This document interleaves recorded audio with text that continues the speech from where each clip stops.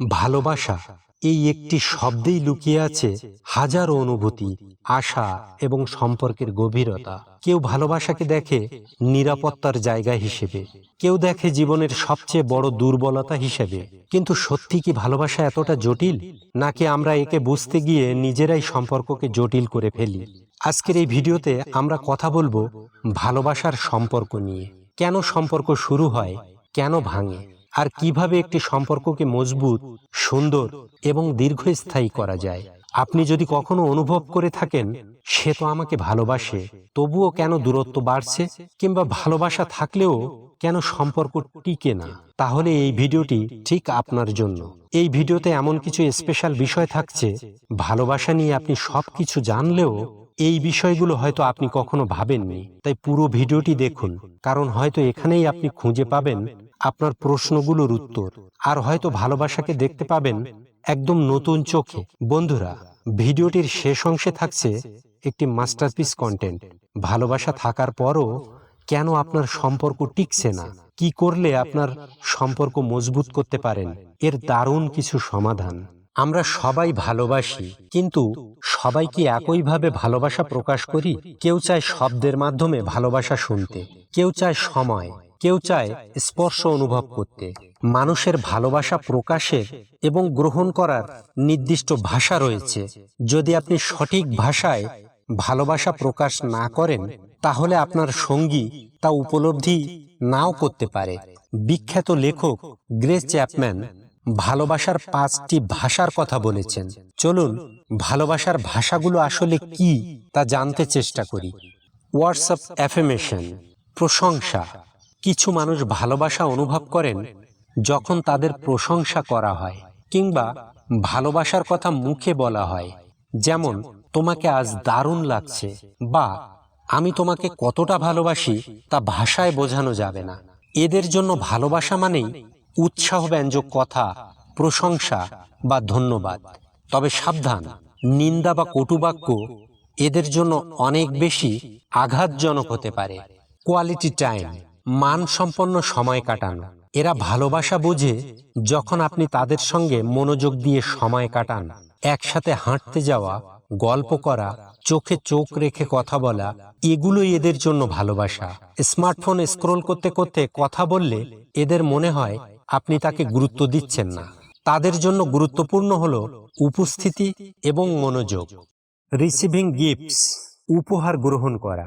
উপহার মানেই বড় কিছু নয়, এটা হতে পারে প্রিয় কোনো চকলেট বা হাতে বানানো কিছু। এই ভাষার মানুষ মনে করে উপহার মানে আপনি তাদের কথা ভেবেছেন। এদের কাছে প্রতীকী উপহারও অনেক বড় হয়ে ওঠে। এদের কাছে বিশেষ কোনো দিন, যেমন জন্মদিন, বার্ষিকী, এগুলো যদি ভুলে যান তাহলে এদের মন খারাপ হয়ে যায়। অ্যাক্টস অফ সার্ভিস, সেবামূলক কাজ।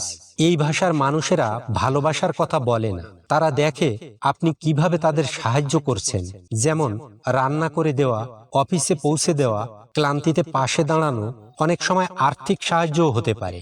এটাই তাদের কাছে ভালোবাসা। ভালোবাসি বলার চেয়েও তারা চায় আপনি কিছু করে দেখান।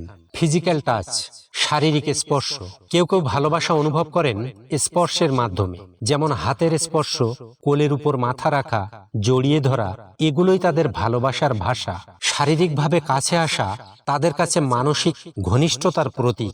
বন্ধুরা, আমরা সবাই এভাবে এক বা একাধিক ভালোবাসার ভাষায় অনুভূতি প্রকাশ করি, কিন্তু সমস্যা হয় তখন যখন একজন ওয়ার্ডস অফ অ্যাফার্মেশন চায় আর একজন শুধু অ্যাক্টস অফ সার্ভিস দেয়। সহজ কথায়, একজন প্রশংসা করতে চায় তো অন্যজন সাহায্য পাওয়ার অপেক্ষা করে। তাই সম্পর্ক ভালো রাখতে হলে নিজের ভাষা যেমন বুঝতে হবে, সঙ্গীর ভাষাও জানতে হবে। একবার মিলিয়ে গেলে সম্পর্কটা অনেক বেশি গভীর আর সুখকর হয়ে ওঠে। আপনি কি কখনো ভেবেছেন, আমি তো তাকে ভালোবাসি, কিন্তু সম্পর্কটা কেন বারবার ভেঙে যায়? কিংবা আমি তো ওকে সব দিই, সে কেন এত দূরে থাকে? এমন হাজারো প্রশ্নের উত্তর লুকিয়ে আছে আমাদের অ্যাটাচমেন্ট স্টাইলে, মানে আমরা কেমন ভাবে সম্পর্ক করি তার উপর। আমি 3টি স্টাইলের কথা বলবো। সিকিউর, নিরাপদ সম্পর্ক। এরা আত্মবিশ্বাসী, সহজভাবে সম্পর্ক করে, একে অপরের কাছে তারা অনেক ঘনিষ্ঠ থাকে, তারা অন্যের অনুভূতি বোঝে এবং নিজেকে প্রকাশ করতে পারে। তারা চাপে পড়ে না। যদি আপনি বা আপনার সঙ্গী এমন হয়ে থাকেন তাহলে আপনারা অনেক সৌভাগ্যবান, কারণ নিরাপদ বন্ধনে সম্পর্ক টিকে থাকে। অ্যাংজিয়াস, উদ্বিগ্ন, এরা সব সময় ভয় পায় সঙ্গী তাকে ছেড়ে যাবে। একটু দেরি হলেই ভাবে সে হয়তো আমাকে আর ভালোবাসে না। তারা বেশি বেশি আশ্বাস চায়, ঘন ঘন টেক্সট করে, আর অনেক সময় সন্দেহপ্রবণ হয়। সঙ্গীকে বোঝার বদলে ধরে রাখার চেষ্টা করে, ফলে সম্পর্কে টানাপোড়েন হয়।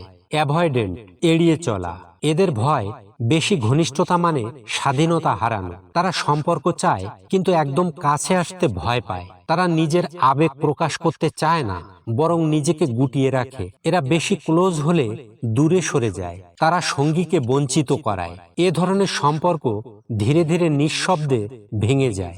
বন্ধুরা, পার্টনারের সাথে আপনার সম্পর্কটি কেমন কমেন্টে জানাবেন কিন্তু। এবার চলুন এই সমস্যার দারুণ কিছু সমাধান।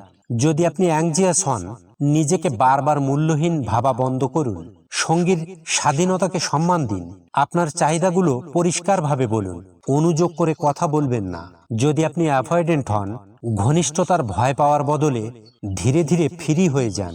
সঙ্গীর অনুভূতির মূল্য দিন। বোঝার চেষ্টা করুন আপনার দূরত্ব সঙ্গীকে কষ্ট দিচ্ছে কিনা। যদি আপনি সিকিউর হন, অসুরক্ষিত সঙ্গীর পাশে দাঁড়ান। ধৈর্য ধরুন, কারণ আপনি সম্পর্কের ভিত হতে পারেন। বন্ধুরা, সম্পর্ক মানে শুধু ভালোবাসা নয়, বোঝা, শোনা এবং নিজের মানসিক গঠনকে জানা। ভালোবাসুন মন খুলে, বাট আগে নিজেকে ভালো করে জানুন। আজ এ পর্যন্ত, ভালো থাকুন।